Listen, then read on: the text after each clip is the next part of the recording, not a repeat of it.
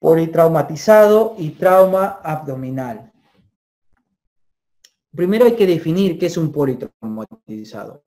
Un politraumatizado que presenta 2 o más lesiones de origen traumático, obviamente, y una de ellas pone en peligro la vida del paciente, ¿ya? Esa es la definición. O pone también en peligro la funcionalidad de un órgano, también es otra definición que a veces nos pone, ¿ya? Entonces, en la evaluación de un politraumatizado tenemos que hacer uso del ABCDE, ¿ya? El A tiene que ver con la vía aérea, ¿verdad? Con la vía aérea. Lo primero que tenemos que hacer es asegurar la vía aérea, ¿ya? ¿Cómo aseguramos la vía aérea? A veces simplemente con la extensión del cuello hacia atrás y se coloca un collarín. Siempre se coloca un collarín, ¿ya? Ojo, ¿por qué? Porque los pacientes pueden tener lesión cervical, ¿ya? O recuerden que la principal causa de obstrucción de la vía aérea, ¿cuál es? Es la caída de la lengua. Y solamente el gesto de poner hacia atrás la nuca puede mejorar esta caída de la lengua, ¿ya? También hay que revisar, ojo, hay que revisar que no existan cuerpos extraños dentro de la boca. A veces el paciente está desaturando, no puede respirar, ya le está a punto de darle un paro cardiorrespiratorio y lo que tiene es la lengua caída o tal vez su misma dentadura, si tuvo dentadura postiza, se puede caer hacia atrás, o tal vez si tuvo algún cuerpo extraño en la boca al momento del accidente también. Entonces hay que revisar también la cavidad oral, ¿ya? B tiene que ver con el breathing, con la respiración, hay que asegurar la respiración de los pacientes, ¿correcto? C tiene que ver con la circulación, ya, con la respiración, con la circulación. D tiene que ver con el déficit neurológico y E con la exposición. Ojo que la exposición consiste en dejar al paciente tolaca, ¿ya, verdad? Tienes que dejar al paciente desnudo, ¿no? Desnudo, ¿ya? Desnudo. Y luego lo vas a cubrir con mantas térmicas. No es que lo dejas desnudo y el paciente, si lo dejas desnudo, va a entrar en hipotermia. Y la hipotermia es un ítem de la triada mortal o de la triada de la muerte, ¿ya? Acuérdense eso. ¿Qué placas le debemos tomar a un paciente con politraumatizado? 3 placas básicamente: tórax, columna cervical y pelvis. ¿Por qué tórax? Porque un neumotórax a tensión, un problema del tórax puede ocasionar la muerte del paciente. Columna cervical porque también puede ocasionar la muerte del paciente, o también si existe una fractura y lo sobredistiendes y lo movilizas y no te das cuenta de que tiene fracturada la columna cervical, lo puedes convertir al paciente en paraplegia, ¿ya? Y la pelvis, ¿por qué? Porque tenemos fracturas de fémur, por ejemplo, fracturas de la pelvis, que pueden ocasionar, obviamente, múltiples lesiones, ¿verdad? Y además acumular bastante contenido de sangre, ya incluso hasta 1500 cc de sangre se puede almacenar en una fractura de pelvis, así dicen los libros, ojo, ¿ya? Indicaciones de intubación endotraqueal. ¿Cómo aseguramos la vía aérea? ¿Ya? La vía aérea la debemos asegurar siempre, ¿ya? Hay maneras para asegurar la vía aérea. En primer lugar, con el simple hecho de estirar el cuello hacia atrás, ¿ya? Pero si esto no funciona, intubación endotraqueal. A veces no podemos intubar al paciente, por lo que fuese, ¿ya? Entonces tenemos que someter al paciente ¿a qué? A una cricotirodotomía, ¿ya? Cricotirodotomía. Y luego de la cricotirodotomía, esto se hace en la zona de emergencia. Tanto la intubación como la cricotirodotomía se hace en la zona de emergencia. Y a eso va la TLS, ¿verdad? Pero en el hospital tendríamos que hacer al paciente una traqueostomía, ¿ya? Entonces, esa es la manera como más o menos, esto es en el hospital, ojo, en sala de operaciones. Esa es la manera como aseguramos la vía aérea más o menos en los pacientes, ¿ya? Y ojo, ¿cuáles son las indicaciones para intubar a un paciente? La primera indicación, y la que suele ser motivo de pregunta, es en primer lugar la escala de Glasgow. La escala de Glasgow, ya, un paciente con escala de Glasgow menor de 8 tiene que ir ¿a qué? A intubación, ojo, ¿ya? Asimismo, un paciente con quemaduras por inhalación, también tiene que ir ¿qué? A intubación endotraqueal, ¿ya? ¿Qué otro tipo de pacientes van a intubación? Por ejemplo, un paciente con trauma de partes blandas a nivel del cuello, ¿ya? De partes blandas a nivel del cuello. Por ejemplo, una quemadura en el cuello también, ¿verdad? ¿Por qué? Porque los tejidos se pueden edematizar. Un hematoma a nivel del cuello, el hematoma puede crecer, ¿ya? Entonces, así como se edematizan los tejidos, el hematoma también crece y puede obstruir la vía aérea. Por eso también indican que la intubación endotraqueal, ¿ya? Ojo, los traumas también, los traumas maxilofaciales.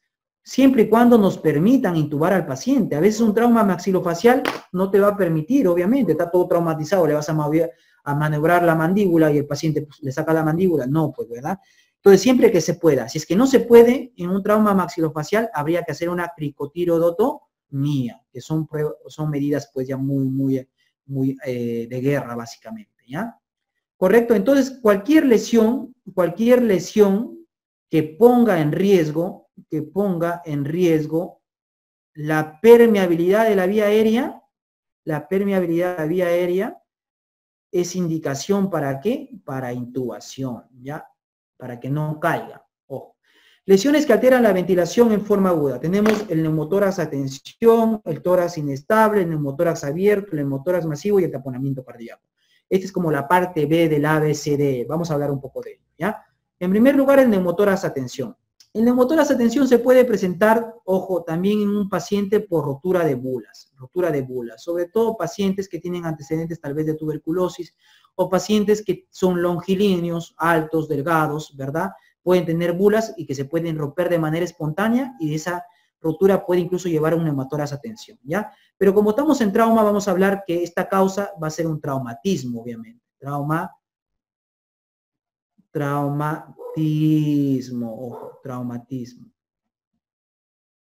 ¿Ya? Bueno, el diagnóstico de los pacientes, ¿ya? En el diagnóstico de los pacientes con neumotórax a tensión va a ser clínico, ¿ya? Ojo, el diagnóstico es clínico. No necesitamos ninguna placa, el diagnóstico es clínico. ¿Qué vamos a ver en la clínica de los pacientes? En primer lugar, el antecedente de traumatismo. Además, vamos a ver dificultad para respirar, porque el paciente tiene un neumotórax a tensión, o dificultad respiratoria, ¿ya? Ojo.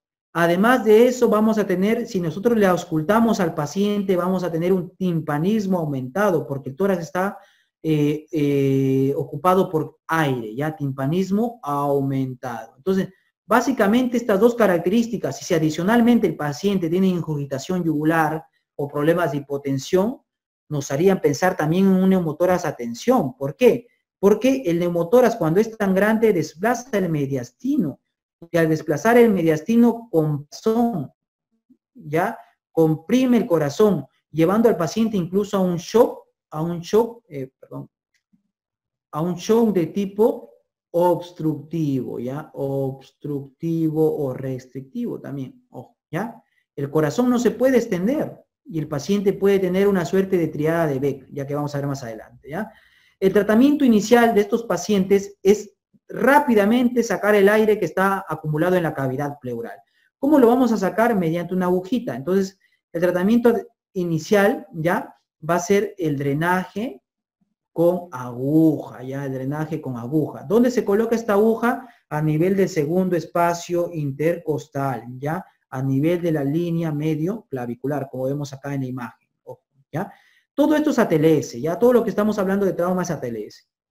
El tratamiento definitivo, sin embargo, consiste muchas veces en colocar un tubo de tórax, ¿verdad? Un tubo de tórax hasta que el pulmón se expanda, ¿verdad? Y ya luego lo retiramos el tubo de tórax. ¿Cuál es la causa de muerte de estos pacientes? La muerte se va a dar porque, como le estaba diciendo, el neumotórax desplaza el mediastino, comprime el corazón y puede ocasionar un shock de tipo obstructivo, ¿ya? Obstructivo, ¿ya? Esa es la causa de muerte en estos pacientes.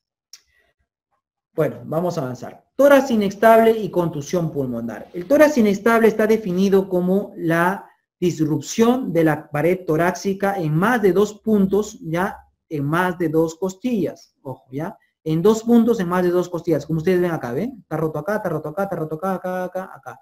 3 costillas prácticamente volando, ¿ya? ¿Correcto? Y también por eso se le llama al tórax inestable como tórax en bolet, ¿ya? Asimismo, ustedes deben saber, si que tenemos un trauma que es lo suficientemente fuerte para romper el tórax, romper la caja torácica, también va a lesionar el pulmón, ¿verdad? Entonces va a originar una contusión pulmonar en el paciente, ¿ya? Esta contusión pulmonar tiene la característica que generalmente no se va a presentar de manera aguda. Esta contusión pulmonar se va a presentar pasadas las 24 horas, ¿ya? Entonces, tú corres el riesgo de que si llega un paciente a tu emergencia y tú ves un paciente traumatizado que te dice, doctor, me duele acá en la zona costal izquierda. El paciente le duele, pero tú ves que está respirando bien, no está desaturando y tú lo mandas a su casa, ¿ya? Y te viene dentro de 24 horas el paciente desaturando.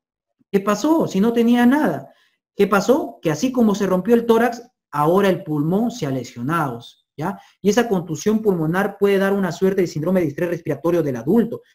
El paciente se puede morir. Es por eso que el tórax inestable y la contusión pulmonar deberían ser observados mínimo 24 horas y pedirle una plaquita, ojo, ¿ya? Y cuando ya hay fracturas, así como ven acá, ya generalmente los médicos recomiendan que, aparte obviamente de manejar el dolor, de ventilación adecuada, intubar al paciente, ¿ya? La intubación del paciente más ventilación mecánica es el tratamiento básicamente de la contusión pulmonar, ¿ya? De la contusión pulmonar. Ojo. Ya después se verá el tema de la fractura, todo eso se ve después, pero lo que tú tienes que asegurar es que el paciente pueda respirar bien. ¿No ves que el paciente no va a querer respirar porque le duele, porque tiene una fractura ahí? No va a querer respirar bien, se va a ahogar, se va a agotar también. El dolor mismo va a hacer que no respire bien, que el pulmón se empiece a colapsar. Y si para remate el pulmón colapsado le hace su problema de síndrome de estrés respiratorio del adulto, que algo similar se puede presentar en la contusión pulmonar, el paciente va a entrar en insuficiencia respiratoria y se puede morir. Por eso intubar y ventilar al paciente, ¿ya? Recuerden que en tórax inestable y contusión pulmonar se presenta un signo que es el famoso signo de ¿qué? De respiración paradójica. ¿Qué quiere decir respiración paradójica? ¿Ya? La respiración paradójica quiere decir que cuando tú inspiras, este segmento que está roto de la parrilla costal, cuando tú inspiras debería expandirse, ¿verdad? Toda la parrilla costal se expande. En cambio, no, ese segmento se va a hundir, ¿ya?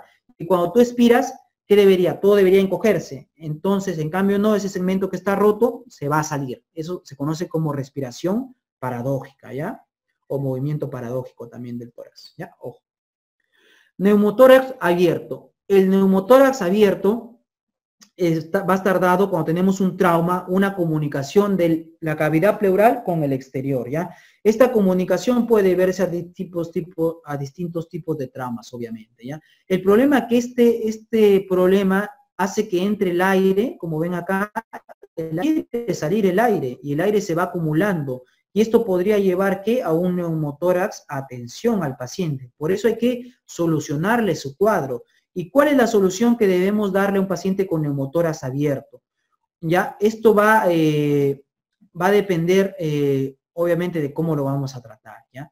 El tratamiento adecuado consiste en ¿qué? En colocar un apósito y cubrir esta perforación, esta lesión, ojo, la vamos a cubrir. Ojo que los neumotórax abiertos generalmente se presentan cuando tenemos heridas mayores a 2/3 del diámetro de la tráquea, ¿ya? Ya, eso también es importante, ojo.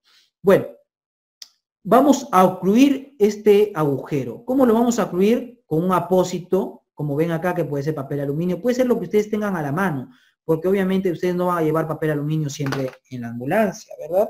Entonces, lo que ustedes tengan a la mano, pero obviamente que tiene que ser impermeable, ¿ya? Colocan a nivel de, como a manera de parche sobre la lesión, pero ojo, la van a fijar solamente en 3 puntos, ¿ve? Y el punto inferior lo van a dejar libre. Esto con el objetivo de que el aire salga, ¿ya? El aire salga, pero ojo, no entre, ¿ya? No debe entrar el aire. O sea, que funcione como una válvula, ¿ya? Ese es el objetivo, que funcione como una válvula, ¿ya? Ojo que el neumotórax abierto ocasiona neumotórax de tensión y puede ocasionar también una muerte por shock obstructivo. Hemotórax masivo. Vamos a hablar un poco de hemotórax masivo, ¿ya? El hemotórax masivo, dentro de su etiología más frecuente, tenemos los traumatismos, ¿ya? Sin embargo, pueden deberse a neoplasia y otras cosas, ¿ya? Pero estamos en trauma, ¿ya? Ese traumatismo, generalmente, cuando tenemos hemotórax masivo, se va a presentar por lesión de ¿qué? Lesión de los vasos intercostales, ¿ya? Intercostales, pero también se puede lesionar la arteria mamaria interna, ¿ya? Y puede ocasionar hemotórax muy, muy graves, ojo, ¿ya? ¿Qué síntomas va a presentar un paciente con hemotórax? En primer lugar, dificultad respiratoria, hipoxia, disminución ausencia de ruidos hidroaéreos, y ojo, matidez a la percusión. ¿Por qué? Porque el espacio pleural está conteniendo, ¿qué? Líquido, y ese líquido cuando tú lo percutes, y acá va a estar el pulmón chiquitito colapsado, cuando tú lo percutes, ¿qué? Va a ser mate. Es por eso que el diagnóstico de hemotórax no amerita una placa, el diagnóstico puede ser incluso clínico, ¿ya? ¿Correcto? Correcto, eso es importante. O sea, ni para el neumotórax, atención, ni para el neumotórax masivo necesitamos una placa para hacer algo. Ojo, eso es muy importante, ¿ya? En el manejo inicial de estos pacientes con neumotórax masivo, obviamente el manejo inicial consiste en aplicar todos estos procedimientos, ¿no? A, B, C, D, estabilizar al paciente, si es que puedes hacerlo, ¿ya? ¿Correcto? Luego de eso, ya hay que hacer la terapia inicial. Y la terapia inicial consiste en ¿qué? En drenar este hemotórax masivo. ¿Y cómo lo drenamos? Mediante un tubo de tórax, ¿verdad? Ese es el tratamiento, ¿ya? Pero ojo, muchas veces este tubo de tórax, de frente uno coloca el tubo de tórax y sale más de 1500 cc de sangre, mucha sangre, el paciente se está chocando. O sale más de 200 cc por hora en 4 horas. Está saliendo mucha sangre. Y a estas condiciones son indicaciones ¿qué? ¿De qué? De manejo quirúrgico. ¿De qué? De toracotomía. Ya, pregunta de examen. Ojo, toracotomía. Hay que entrar y revisar qué está sangrando. Está sangrando los vasos intercostales, está sangrando, qué sé yo, las arterias, qué sé yo. Hay que entrar y revisar, porque si uno no revisa, el paciente se va a morir desangrado. Ojo. Taponamiento cardíaco. El taponamiento cardíaco, obviamente hay un taponamiento cardíaco que se puede presentar de manera crónica, pero estamos en trauma, ¿ya? El taponamiento cardíaco, cuando hablamos de trauma penetrante, que es el más frecuente, por cierto, en el corazón, ¿ya? Trauma penetrante, ¿ya? Generalmente se va a lesionar, ¿qué? El ventrículo derecho. ¿Por qué el ventrículo derecho? Porque el ventrículo derecho es el que da la cara, ¿ya? El ventrículo derecho es el que está más anterior y ocupa la mayor cantidad de la superficie anterior de la zona precordial, ¿verdad? El corazón está como volteado hacia la izquierda, ¿verdad? Por eso la parte derecha del corazón es la que está más hacia adelante. Por eso en un trauma penetrante, la parte del corazón que va a estar afectada es el ventrículo derecho, ¿ya? Ojo, los traumas penetrantes son los más frecuentes, ¿ya? En cambio, en un trauma contuso, ¿qué parte del corazón puede lesionarse? Las aurículas, ¿ya? Las aurículas pueden estallar, pueden lesionarse, ojo. ¿Ya? Entonces, esto origina obviamente que se acumule más de 250 cc de sangre y esto origina ¿qué? El taponamiento cardíaco, ¿ya? Esto va a originar en el paciente la famosa triada de Beck. La triada de Beck está dada ¿por qué? Por, en primer lugar, ingurgitación yugular, ¿ya? Hipotensión, el corazón no se está contrayendo bien, ¿ya? Y además tenemos silencio cardíaco. Uno le ausculta y no escucha nada. ¿Por qué? Porque la cavidad está llena de líquido, ¿ya? Silencio cardíaco. Otros síntomas que van a tener el paciente, obviamente, puede estar inestable hemodinámicamente, con todo lo que eso implica, taquicardia, ¿verdad? Sudoración, todos esos problemas que pueden devenir del paciente, ¿ya? Ojo. Bueno, en el manejo médico inicial hay que tratar de estabilizar al paciente, tratar de estabilizarlo, pasarle, qué sé yo, sangre, ¿verdad? Tratar de compensarlo, ¿ya? Ese es el manejo inicial, ¿ya? Compensar al paciente. ¿Correcto? Compensar al paciente. Pero eso no nos van a preguntar. Lo que nos van a preguntar es la medida de rescate. La medida de rescate, que también puede venir como pregunta, como manejo médico inicial, ¿ya? ¿Ya? ¿Correcto? Aunque si viene, puede venir la pregunta como manejo inicial. El manejo inicial o la medida de rescate consiste, ¿qué? En la pericardiocentesis, pericardio aguja, ¿ya? Con aguja. Consiste en introducir una aguja, acá tenemos el esternón, acá tenemos el corazón líquido, a través de, por debajo de la apófisis sifoides del esternón, ¿ya? Por abajo de la apófisis sifoides del esternón tenemos una agujita dirigida hacia el hombro izquierdo en ángulo de 45 grados y pinchamos la cavidad pericárdica y sacamos la sangre. Y de esa manera evitar que el paciente se muera por un shock restrictivo, un shock obstructivo, ¿ya? Pero ojo, este no es el tratamiento definitivo. El tratamiento definitivo ¿en qué? En reparar la lesión, porque el corazón está herido, ¿verdad? Y no es por amor, o sea, el corazón tiene una herida de arma blanca, qué sé yo, de arma de fuego. Entonces, hay que hacer obviamente una toracotomía, ¿ya? Y explorar la cavidad pericárdica, explorar el corazón y si está lesionado, obviamente ya verá pues qué hacen, no lo suturan, qué sé yo, seguro Manolo le explica mejor esa parte, ¿ya? ¿Qué es el pulso paradójico? El pulso paradójico que también se presenta en pacientes con taponamiento cardíaco, consiste en la disminución de más de 10 milímetros de mercurio de la presión arterial sistólica durante la inspiración, ¿ya? Y el signo de Kussmaul, que también se presenta en pericarditis constrictiva, ya consiste en el aumento de la presión venosa central, ya con imputación yugular durante la inspiración. Ojo, ambos se pueden presentar en paciente con taponamiento cardíaco, motivo de pregunta, ¿ya? Entonces, estábamos viendo más o menos la parte B del ABCD, ¿no? Ahora vamos a ver la parte C del ABCDE, ¿ya? En la parte C tenemos que hablar del shock, ¿ya? Del shock. Recuerden que el shock en un paciente politraumatizado la mayoría de las veces va a ser hipovolémico. Obviamente, ¿por qué? Por pérdida sanguínea. Pero ojo, también puede ser neurogénico, ¿ya? También puede ser neurogénico. También puede ser por un shock obstructivo, por ejemplo, también en un paciente con taponamiento cardíaco, ¿verdad? O con neumotoras a tensión, ¿verdad? Entonces, pero el más frecuente es el hipovolémico. Entonces, hay que saber diferenciar un shock hipovolémico de los otros shocks. Debemos saber, acá tiene estos cuadros de Schwartz, casi todos los cuadros que han visto en esta presentación son del Schwartz y de la TLS, ¿ya? Bueno, el shock hipovolémico se caracteriza porque obviamente el paciente está hipotenso, la presión arterial está baja, pero su frecuencia cardíaca va a estar alta, ¿verdad? En cambio, el shock neurogénico, la presión está baja, pero la frecuencia cardíaca puede estar incluso normal. O sea, el paciente no va a reaccionar a este cambio de presión. Ojo, y esto es muy importante, ¿ya? Esto es muy, muy importante. Es cómo vamos a diferenciar estas patologías, ¿ya? El shock séptico ya tiene que ver con otro problema que no tiene que ver nada ahorita con el politraumatismo, ¿ya? Que nos suelen preguntar también en relación al shock, los grados, ¿ya? Hay 4 grados de shock. Eso también lo hemos sacado de la TLS, grado 1, grado 2, grado 3 y grado 4, ¿ya? El grado 1 ya se va a dar por pérdida sanguínea hasta 150 mililitros, pero sin embargo el grado 1 no tiene cambios hemodinámicos, si ustedes se dan cuenta. Prácticamente el paciente está normal. En cambio en el grado 2, cuando ya se ha perdido de 750 a 1500 o de 15 a 30%, ya que vamos a tener, el paciente ya va a tener taquicardia, aumento de la frecuencia cardíaca, ¿ya? En el grado 3, cuando ya se pierde más sangre, el volumen prácticamente es el 30-40%, ya que se va a presentar hipotensión, la presión arterial se encuentra disminuida. Además, ya va a haber cambios acá a nivel de la frecuencia respiratoria, ¿verdad? Del débito urinario también puede haber cambios.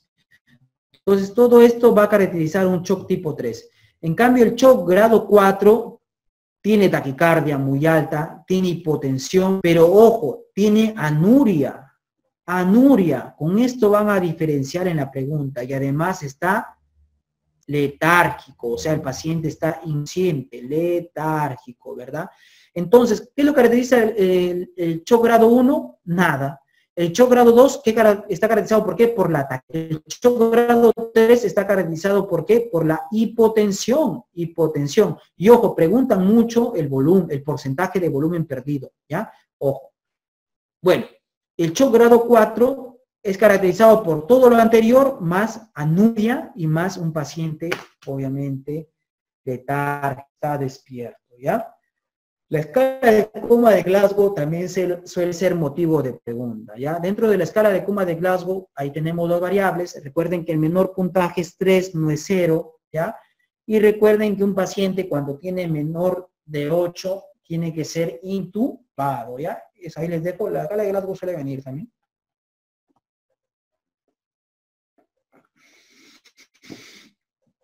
Ahora vamos a hablar de trauma abdominal, ¿ya? El trauma abdominal puede ser contuso o puede ser abierto, ¿ya? El trauma abdominal cerrado o contuso es el más frecuente de los dos, ojo, ¿ya? Generalmente se da por accidentes de tráfico, los pacientes generalmente tienen 20 a 30 años, ese es el grupo etario, ¿ya? 20 a 30 años, ojo. En el trauma de vaso, perdón, en el trauma cerrado contuso, el órgano que más se lesiona es el hígado. Yo sé que en el ATLS, yo sé que en el Schwartz, yo sé que en el CTO dice vaso, pero en nuestra realidad hay que marcar hígado. ¿Por qué? Porque CONAREM así lo dice, y la verdad que yo creo que también hay que marcar hígado, ¿ya? Recuerden que el hígado se va a lesionar con mayor frecuencia. ¿Por qué? Porque es un órgano voluminoso, ¿ya? Ocupa bastante parte del abdomen y por eso se va a lesionar con bastante frecuencia en traumas contusos. En cambio, en traumas abiertos, ya en traumas abiertos, el órgano con más frecuencia afectado es el intestino delgado, ya el intestino delgado, luego también el hígado y luego también el vaso, pero el intestino delgado a la cabeza, y aplica el mismo principio. El intestino delgado es un órgano voluminoso también, está dentro del abdomen, ¿verdad? Entonces es el órgano que con mayor frecuencia se va a lesionar por ello. ¿Ya? Los traumas abdominales se pueden clasificar también en penetrantes y no penetrantes, ¿ya? Sin embargo, el trauma no penetrante no nos interesa, ¿ya? Hay que borrarlo de nuestra cabeza, porque no penetrante es igual a ¿qué? A que la herida ni siquiera ha entrado al abdomen, solamente se ha quedado a nivel de la piel y el tejido celular subcutáneo. Lo que nos importa es el trauma penetrante, porque trauma penetrante es igual de inmediato a cirugía, acuérdense. Trauma penetrante es igual a cirugía, ya sea por arma blanca o ya sea por arma de fuego, ¿ya? Pero ahora vamos a ver que primero hay que confirmar que el trauma sea penetrante. Ojo, vamos a verlo ahora mismo, ¿ya? Bueno, para el diagnóstico o para la evaluación de un paciente con trauma abdominal existen 3 pruebas diagnósticas que menciona la PLS. Tenemos el lavado peritoneal diagnóstico, la ecofaz y la tomografía, ¿ya? El lavado peritoneal diagnóstico y la ecofaz se van a realizar en la cama del paciente, ojo, ¿ya? Se van a realizar incluso en pacientes inestables. Acuérdense que ambas pruebas se pueden realizar en pacientes inestables hemodinámicamente, ¿ya? Correcto. ¿Cuándo decimos que un lavado peritoneal diagnóstico es positivo? Cuando aspiramos más de 10 mililitros de sangre, más de 100.000 glóbulos rojos, más de 500 glóbulos blancos, cuando tenemos amilasa positiva, presencia de bilis, correcto, o salida de líquido de lavado por la sonda vesical o transrenal. Entonces, ¿esto podrían preguntar? Sí, tal vez, ¿ya? Sin embargo, ya casi nadie utiliza el lavado peritoneal diagnóstico porque la ecofaz lo reemplazó. La ecofaz no es invasiva, ¿verdad? No es invasiva y es repetitiva. Yo le puedo tomar ecofaz al paciente cada 30 minutos si tengo duda y no le va a ocasionar nada, ¿verdad? Pero la ecofaz lo único que quiere es evaluar la presencia o no de líquido libre. Solamente ese es su objetivo, evaluar la presencia de líquido libre. No te dice si ese líquido libre es orina, si es no sé, que secreción intestinal, bilis, no te dice nada que hay líquido, ¿ya? Las zonas a evaluar son las 4 ventanas que ustedes ven ahí, la ventana pericárdica, la ventana periepática, la ventana periesplénica, la ventana pélvica, y la 5ª ventana es la ventana pulmonar, ojo, la ventana pulmonar, ¿ya? Que también se puede evidenciar, ojo. Recuerden que la ecofaz se va a hacer en un paciente traumatizado, ya traumatizado, en los cuales que debe estar inestable hemodinámicamente también, generalmente ese es su uso, inestable hemodinámicamente, ¿ya? En los cuales yo tengo dudas que esta inestabilidad provenga del abdomen, ¿ya? Cuando yo tengo dudas de que esa inestabilidad venga del abdomen, porque también puede venir del tórax, de la pelvis, de una fractura, no sé, de fémur, qué sé yo, ¿verdad? O de un taponamiento cardíaco o de un shock neurogénico. Entonces, cuando yo tengo duda que esa inestabilidad viene del abdomen, recién yo pido lavado peritoneal diagnóstico o ecofaz. Pero si yo estoy seguro por la clínica o por la misma pregunta, porque a veces la pregunta te dice, paciente con trauma abdominal contuso, de frente te está diciendo trauma abdominal contuso, inestable hemodinámicamente, ¿qué debo hacer? Cirugía, ¿ya? Solamente si tengo duda, yo tomo lavado peritoneal diagnóstico o una ecofaz. Y si estos salen positivos, el paciente va a una cirugía, ¿ya? Entonces acá vamos a resumir.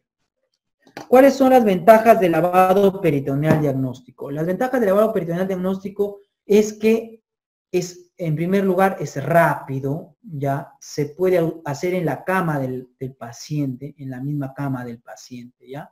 Ojo. La ecofaz también es rápida.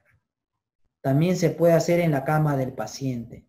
¿La tomografía será rápida? Sí, es rápida, pero no se hace en la cama del paciente, ¿ya? Ojo. Las desventajas del lavado peritoneal diagnóstico es que es invasivo. Al ser invasivo puede ocasionar lesión de órganos huecos, ¿verdad? De las vísceras, ¿correcto? Además de ser invasivo, no te permite, no evalúa el retroperitoneo, ¿ya? Además puede dar falsos positivos, porque tú puedes penetrar y sacar sangre y la sangre la ocasionaste tú. ¿Por qué? Porque lesionaste un vaso. Entonces puede dar falsos positivos también el lavado peritoneal diagnóstico, ¿ya? La desventaja de la ecofaz es que también no permite evaluar mucho el retroperitoneo, no evalúa el retroperitoneo. Ojo, Y como desventajas, también es que no es específica, solamente te permite ver el líquido, no te permite ver qué órgano está afectado, ¿ya? Otra ventaja de la ecofase es que es repetitiva. Uno lo puede repetir cada 30 minutos si es que uno tiene duda, ¿ya? ¿Cuáles son las indicaciones de la lavado peritoneal diagnóstica de la ecofase? Ya habíamos dicho que paciente traumatizado con inestabilidad hemodinámica cuando hay duda de que esta inestabilidad provenga del abdomen. Si en la pregunta te ponen paciente inestable, paciente con trauma abdominal contuso, inestable, ya de frente a cirugía, ¿ya? Ojo, de frente a cirugía. ¿Ya? ¿Y la TAC? ¿Cuál es el beneficio de la TAC? Entonces, ¿cuál es la ventaja de la TAC? La TAC es rápida, la TAC es específica, te permite ver todos los órganos por dentro, muy bien, el hígado, el vaso, ¿verdad? El líquido libre también te permite ver, ¿correcto? La desventaja es que tienes que trasladar al paciente, ¿ya? Esa es la desventaja. Tienes que pasar al paciente desde su camilla del tomógrafo. Imagínate que el paciente te esté con fracturas, o sea, qué dolor transferirlo, ¿verdad? Entonces es un problema. Y además, debido a que tenemos que trasladar al paciente, nunca se hace en pacientes inestables, jamás en pacientes inestables hemodinámicamente, ¿ya? Jamás, ojo, jamás. Entonces, la principal indicación es un paciente con trauma abdominal, contuso básicamente, ya estable hemodinámicamente. Esa es su principal indicación. Siempre que el paciente esté estable, ya hay que someterlo a una tomografía. Siempre, ojo, si el paciente está inestable, recién hay que pensar en otros métodos, ¿ya? Ojo. Manejo de trauma abdominal cerrado, ¿ya? El trauma abdominal, vamos a olvidarnos de este cuadrito, aunque yo lo puse, vamos a olvidarnos, ¿ya? Vamos a hacer nuestro propio cuadrito acá, ¿ya? El manejo del trauma abdominal cerrado va a depender, ¿ya? Si tenemos un trauma abdominal cerrado, ¿ya? Mejor vamos a poner trauma abdominal cerrado o contuso, ¿ya? Y el paciente tiene signos peritoneales, ¿ya? De frente a cirugía. Y si el paciente tiene inestabilidad hemodinámica, de frente a cirugía, ¿ya? Si el paciente está estable hemodinámicamente, ¿a qué va a ir? A tomografía, ¿ya? A tomografía. Esto tienen que aprenderse de cajón, ¿ya? Signos peritoneales igual a cirugía. Inestabilidad hemodinámica igual a cirugía. Hemodinámicamente estable igual a tomografía. Si la tomografía me dice que un órgano está lesionado, ¿ya? O hay líquido libre dentro de la cavidad abdominal, podría ir a cirugía, pero no necesariamente, ¿ya? Hay que evaluar al paciente, ¿ya? Si en la tomografía yo veo neumoperitoneo, ¿ya? Puede que el paciente todavía ni siquiera esté chocado, puede que el paciente ni siquiera esté inestable hemodinámicamente, pero hay que hablarlo. ¿Por qué? Porque el neumoperitoneo prácticamente nos expresa que hay lesión de víscera hueca y el paciente hay que someterlo a una cirugía, ¿ya? Para eso sirve la tomografía. Pero si en la tomografía yo veo el hígado con un hematoma y el paciente está estable, no se hace nada. Si en la tomografía yo veo el vaso con un hematoma y el paciente está estable, eso ya lo vamos a ver ahorita mismo, ¿ya?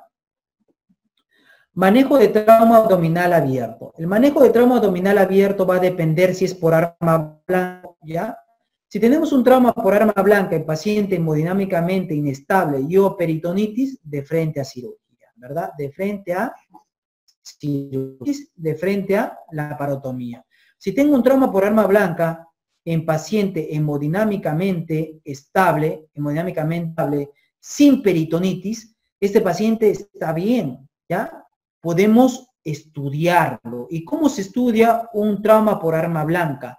Se estudia ante la exploración de la herida, ¿ya? Yo exploro la herida, meto mi dedito con un guante, obviamente, ¿ya? Y exploro la aponeurosis. Si la aponeurosis hueco está lesionada y el paciente tiene que ir a la laparotomía, ¿ya? Ojo.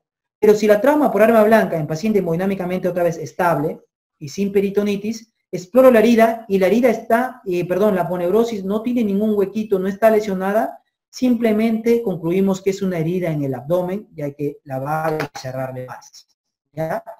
O sea, las indicaciones para cirugía en un trauma por arma blanco son dos básicamente, inestable hemodinámicamente y además que signos peritoneales. Son las dos indicaciones, ¿ya? Y cuando no hay nada de esto, ¿qué debemos hacer? Explorar la herida. Y si exploramos la herida y está lesionada, ¿a qué va? A cirugía. Y si exploramos la herida y no está lesionada, ¿a qué va? Simplemente suturamos su herida, ¿ya? Así es como se maneja estos pacientes. Ojo. Trauma por abdominal abierto por arma de fuego y asta de toro. El arma de fuego y el asta de toro básicamente indican una cirugía, ¿ya? Sin embargo, hay una observación ahí, que el trauma por arma de fuego con orificio de entrada y de salida en el mismo flanco, en paciente estable, sin signos peritoneales, puede meritar una observación. Y ojo, esta observación es igual a tomografía, ¿ya? A tomografía, ojo, para ver que no esté lesionado ni un órgano, ¿ya? Ojo. Y luego, obviamente, vamos a evaluar cómo va el paciente en el tiempo. Si luego de observarlo, pedir su tomografía 4 o 6 horas, el paciente comienza a presentar signos peritoneales, ya de frente cirugía, ¿ya? Entonces, esa es la observación, ¿ya? Ya ha venido preguntas en relación al orificio de entrada y orificio de salida, ¿ya? Entonces, si nos dicen paciente obeso, que tiene trauma por arma blanca, con orificio de entrada y salida en el flanco derecho, estable hemodinámicamente, sin signos peritoneales, ¿qué conducta debe hacer? Entonces, deberían marcar observación con tomografía, ¿ya? Esa es la clave correcta. Ya lo vamos a ver con preguntas. Ojo. Cirugía de control de daños. La cirugía de control de daños, la indicación de cirugía de control de daños es que el paciente presente la famosa triada de la muerte. La triada de la muerte está dada ¿por qué? Por coagulopatía, acidosis e hipotermia. Esto es como un círculo vicioso. Una empeora a la otra, ¿ya? Ojo. Entonces, aplicamos cirugía de control de daños que consta de 3 fases. La fase 1 está dada ¿por qué? Por la misma cirugía de control de daños per se. Ya, esta fase 1 tiene como objetivo el control del sangrado y el control de la contaminación, ¿ya? Ojo, ese es su objetivo, solamente evitar que el paciente se muera de sangrado o evitar que el abdomen se contamine, ¿ya? Y dentro de esta fase 1, ojo, no se hacen anastomosis, ¿ya? No se hacen anastomosis, ¿ya? Generalmente tampoco se hacen resecciones, no se deberían hacer tampoco ostomías, ¿ya? Si tenemos un intestino con un huequito, ¿ya? No se reseca generalmente. Se puede colocar un clamp umbilical acá y un clamp umbilical acá y aislamos el hueco, ¿ya? ¿Y eso por qué? ¿Por qué no se hacen resecciones? Porque tú tienes que hacer una cirugía rápida, ¿ya? Y la cirugía tiene que demorar menos de 45 minutos. Mientras más demore tu cirugía, más hipotermia para el paciente, más acidosis, más coagulopatía, más posibilidad de morir. Por eso no se hacen ni anastomosis, ni ostomías, ni resecciones generalmente, ¿ya? En la etapa 2, cuando tú más o menos le has salvado la vida al paciente, mandas al paciente a UCI, que el uciólogo le pase sangre, le pase plaquetas, lo trate de recuperar o estabilizar. Y ya en la etapa 3, recién tú reoperas al paciente. Acá ya vas a hacer resecciones, vas a hacer anastomosis, vas a hacer ostomías, ¿ya? Recuerden que la etapa 1 muchas veces se asocia a laparostomías, o sea, dejar el abdomen abierto, ¿ya? No sistema vago, esto hay que quitarlo, ¿ya?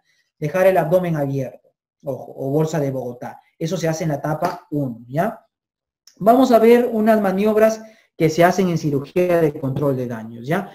Tenemos la maniobra de Cattell, que consiste en exponer, esta es la maniobra de Cattell, acá se han cruzado, esta es la de Cattell y esta es la de Mattox, ¿ya? La maniobra de Cattell consiste en exponer el retroperitoneo derecho a través de la movilización del colon, o sea, despegamos el colon de la fascia de Todd y lo ponemos hacia el medio y podemos ver el retroperitoneo derecho, Cattell. Lo mismo, pero en el retroperitoneo izquierdo, Mattox. ¿Qué vamos a ver? Riñones, uréteres, acá están los vasos espermáticos, ya los vasos gonadales, los vasos ováricos en las mujeres, ¿ya? Y eso es lo que queremos ver. Además también vemos la vena cava y todo esto, ¿no? Y la zona de la arteria aorta también. Cattell y Mattox. Cattell derecho, Mattox izquierdo, ¿ya? Tenemos la maniobra de Pringle. La maniobra de Pringle tiene como objetivo calmar el sangrado de manera temporal y revisar el hígado, revisar qué está sangrando y tratar de controlar el sangrado, ¿ya? Pero ojo, la maniobra de la maniobra de Pringle nunca se puede aplicar más de 30, otros libros dicen 45 minutos, jamás. Porque si tú aplicas la maniobra de Pringle más de este tiempo, puedes desencadenar una isquemia hepática y una insuficiencia hepática posterior. El paciente se puede morir por insuficiencia hepática debido a la isquemia que tú le has ocasionado con tu maniobra de Pringle, ¿verdad? La maniobra de Pringle se hace a nivel de ¿qué? De ligamento, de eso también han preguntado, ligamento hepato-duodenal, ligamento gastrohepático, ¿ya? Gastrohepático, o ligamento piplon menor también se le puede conocer, ¿ya? A nivel del menor, a nivel del aumento menor, ¿ya? Así lo pueden poner y así ha venido en las preguntas, ¿ya? ¿Qué es lo que se clampa? Se clampa junto al colédoco, junto a la arteria hepática y junto con ¿qué? Con la vena porta. Los tres se clampan, ojo. Ya, los tres se clampan. A pesar de que el colédoco no tiene que ver nada con la sangre, también se clampa. ¿Por qué? Porque obviamente eso tiene que ser rápido, no te vas a poner a escoger en ese momento, pues, ¿ya?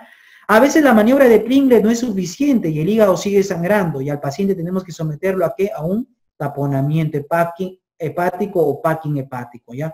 Que consiste en ¿qué? En colocar bastantes compresas alrededor del hígado a manera de sanguchito. Y esto va a hacer ¿qué? Presión sobre el hígado, presión por todos los lados. Y si tienes una lesión acá, esta presión va a ocasionar que la lesión se cierre.